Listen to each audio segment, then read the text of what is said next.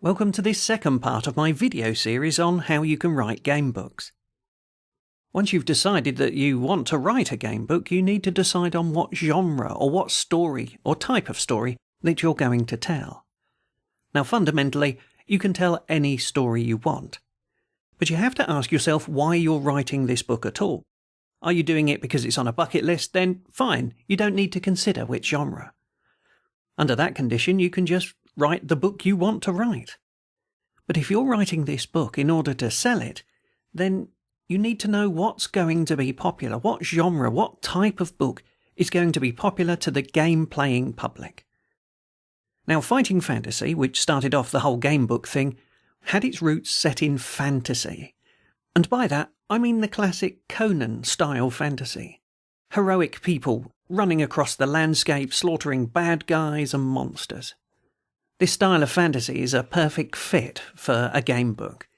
Gamebooks allow you to choose which way you're going to go, perhaps even which monsters you want to fight, so a fantasy story where anything can happen and where the rules of the game are made up by the author, that fits perfectly with this kind of a game. It makes it harder for you to write yourself into a hole, as it were. But you're not limited to fantasy. Indeed, fighting fantasy itself broke out into the sci-fi niche as well, and science fiction is a big niche. In fact, this Starship Traveller book was one of the most popular books that Steve Jackson put out as part of the Fighting Fantasy series. Of the top 10 fighting fantasy books, 2 of the bestsellers were science fiction. The other 8 were all fantasy, so you can see that those roots of fantasy go deep within the readers of this sort of book. If your focus is entirely on sales, then I would suggest that fantasy might be the way to go.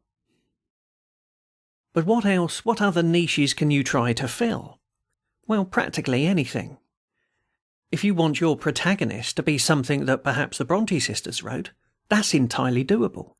Rather than having a swords and shield type combat, you could have social combats within a Jane Eyre or Wuthering Heights scenario. Indeed, Shakespeare himself writes a lot of plays that involve violence, which again almost falls into the fantasy genre. So yes, you could have a social combat in that as well, trying to decide whether the man across the way from you bit his thumb at you or not. I think this could be very popular if you can get outreach and reach the people who would like that kind of a story. The problem is the people who are reading Jane Eyre are not the sort of people who read game books. Could you create and carve out that niche? Certainly you could, if you can advertise it and let those people know that your book is there to be read. Beyond the classic literature, where can you go? Well, history gives you plenty of opportunity as well. If you look at the Napoleonic period, or the time when pirates roamed the waves in vast numbers, then there's a lot of opportunity for action, adventure, and possibly even a little fantasy set within those stories.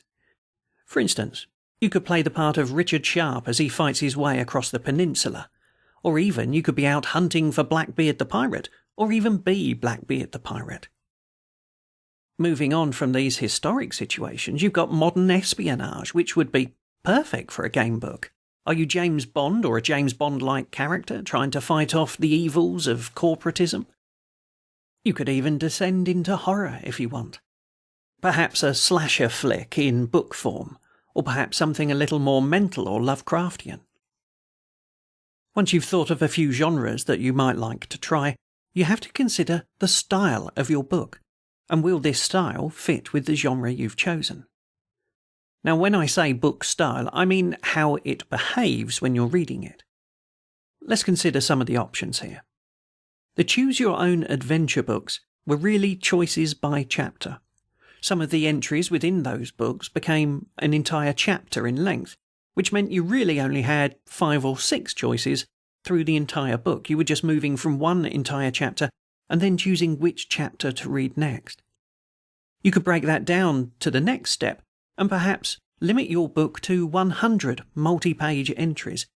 That's to say that each entry that ends with a choice or an instruction to turn to another page is perhaps 1 or 2 pages in length. It's worth pointing out here that the number of options you give to the reader affects the complexity of what you're doing in writing the book. For instance, If you choose to have a choice by chapter, then you only have to think what your protagonist is going to do under a limited number of circumstances. If there are only 5 choices that the reader has to make, that's only 5 possible ways the story could go that you have to consider. If you have 100 multi-page choices, wow, then you're going to have perhaps 50, 40 choices you have to make for the protagonist, and you have to write each of those paths so that the reader gets a consistent story. That means you have a lot more checking to do. But if we go back to the Gamebook roots and look at the fighting fantasy, these books normally had about 400 paragraph-sized entries. That meant that there were 300 choices you had to make through that book. 300 possible ways the protagonist could turn, and you have to write all of those. You have to consider the possibilities, you have to consider what's gone before, what's coming up, and you have to take that all into account when you're writing each of those entries. Your next decision is what style of play are you looking to create within this book? Is there going to be combat? Is there going to be social combat? Are you just going to give choices? Is there no combat at all? If there is combat, is it complicated? Will you need to provide a supporting phone app to help the reader through that? I wouldn't choose to do that myself. Will your book have multiple possible endings? Or will they all filter back to one and only one ending, but possibly with the option of your character dying partway through and never seeing that ending? For instance, a book might have any number of possible good endings, or only one good ending and 5 or 6 bad endings. It all depends on what you want to give your reader as a reading experience. I want to summarise this section now. It's very important that you decide early on in the book writing process what your genre is going to be, what is the story, and what style of gamebook are you going to produce. It's only once you've got these ideas firmly in your head that you'll be able to move on to the next stage.